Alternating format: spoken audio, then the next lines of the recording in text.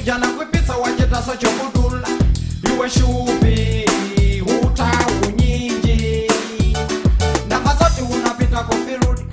utazipata kwipisa banjala weni suja kutibula wabwela kwa bunobunu wakumana nazo za madulira kivingu cha sokolo chikukwa cha uhulewa meno monekela ngatulibeka chirombo koma mbina kobo shubiwe utimaliza za iwe ndazimva kale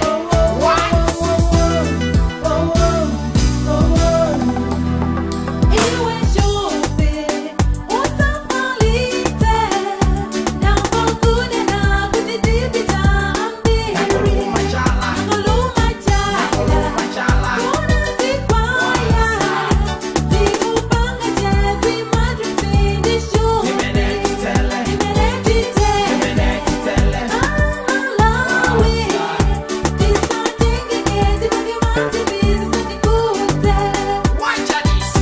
lazimva kale shubiwe lazimva kale shubiwe lazimva kale shubiwe lazimva kale shubiwe lazimva kale shubiwe lazimva kale shubiwe lazimva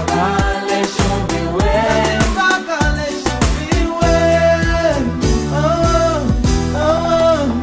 shubi mapulani ndiye samamuso kuna mezela mvano funa kukwesa abusa adingati ntolakali akuzembera abwana ino ndichenjele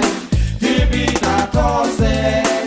apambo abanjalaho koma aji masomas amaya banjalaho koma aji masomas kamwana kakangono koma kudelela chidala vuto ndichani koma zili kumalawisha kuona kumawona kuti shubiyo waona angotatuwa nditupalibe chabwino angakota kumeza shubia sana tafune chamotsama watu wanacho What? iwe shubi utafalite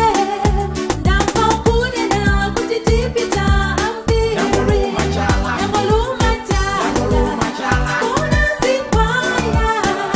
zikupanga jezi madrifindishu zimenekitele zimenetite zimenekitele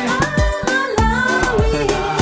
tisatengekezi makimazi bizisatikuze lazimva kale shubiwe lazimva kale shubiwe lazimva kale shubiwe lazimva kale shubiwe lazimva kale shubiwe lazimva kale shubiwe lazimva kale shubiwe lelo nditsikulo ikamalinashu mapachala watsala tenidimbenjo kululu tikanatengeka na peso tikanadusu chifukwa shubi chinalidi chikazisha umanda kwake ndikakumba munyadira malilo ake ndisanyamula mazito shubi wapita mwina mazito